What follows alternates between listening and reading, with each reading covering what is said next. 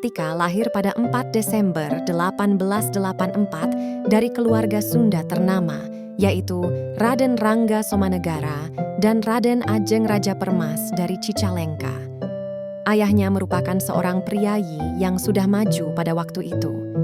Ia termasuk golongan priyayi yang paling awal menyekolahkan putra-putrinya, termasuk Dewi.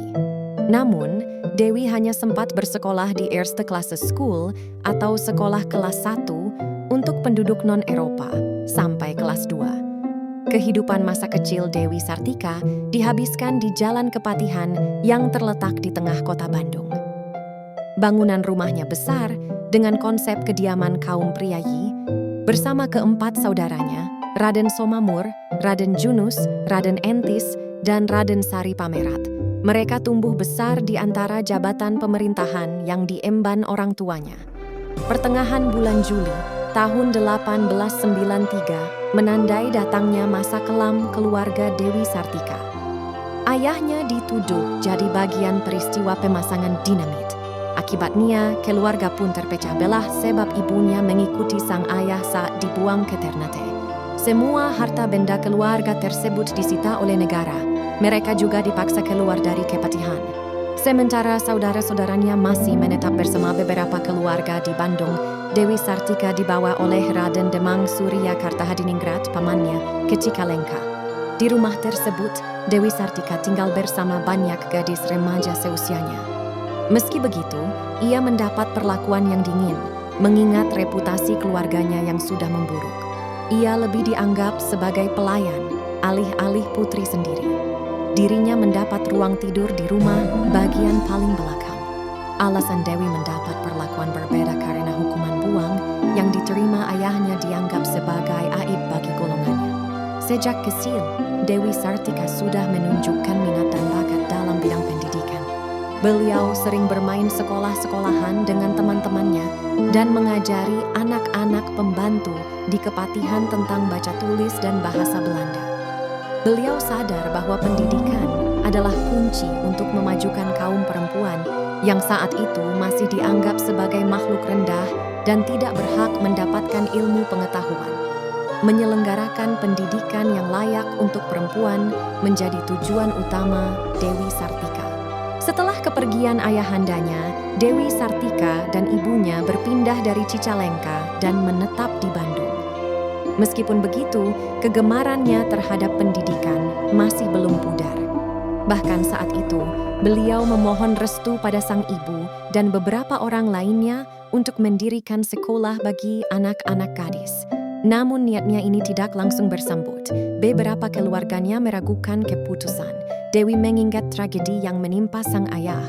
Beruntung, Dewi Sartika mendapat sokongan dari kakeknya, Raden Adipati Arya Martanegara, yang pada saat itu menjabat sebagai Bupati Bandung, dan Mr. Denhammer, Inspektur Kantor Pengajak. Tanggal 16 Januari 1904, sekolah istri resmi didirikan di Paseban, Kabupaten Bandung. Dewi Sartika merintisnya dengan membagi sekolah menjadi 2 kelas berisi 20 murid. Adapun 3 pengajar yang terlibat adalah Dewi Sartika, Ibu Purma, dan Ibu Uwit. Cita-cita Dewi Sartika dapat diketahui dari karangannya yang berjudul De Inlandse Vrouw, Wanita Bumi Putera. Ia mengemukakan bahwa pendidikan penting untuk mendapatkan kekuatan dan kesehatan kanak-kanak baik secara jasmani maupun rohani, yang dalam bahasa Sunda disebutnya cagur bageur yang berarti sehat rohani, jasmani dan berkelakuan baik. Dalam tahun 1908, waktu Dewi Sartika mencapai usia 22 tahun ia menikah dengan Raden Kanduran Agas Suryawinata, seorang guru sekolah Karang Pamulangan. Dengan bersuamikan laki-laki guru, maka dapatlah Dewi Sartika mengembangkan sekolahnya. Suami istri itu berjuang bersama-sama untuk memajukan pendidikan bagi kaum wanita. Tahun 1910, Sakola Istri berganti nama menjadi Sakola Kautamaan Istri. Mata pelajarannya bertambah pula. Memasak, menyetrika, mencuci, dan membatik dimasukkan ke dalam kurikulum. Dengan bertambahnya mata pelajaran, maka biaya sekolah meningkat pula. Hal itu merupakan keprihatinan baru bagi Dewi. dengan suaminya, tetapi syukurlah pemerintah mengulurkan tangan dengan memberi subsidi kepada Sekolah Keutamaan Istri. Pada tanggal 11 Juli 1939 diadakan perayaan tahun ke-35 secara besar-besaran. Namun setelah sekolah Raden Dewi membuat perayaan, terjadilah peristiwa duka tanggal 25 Juli 1939 Raden Aga, suami Raden Dewi Sartika, meninggal dunia. Kini Dewi seorang diri, namun ia tidak putus asa.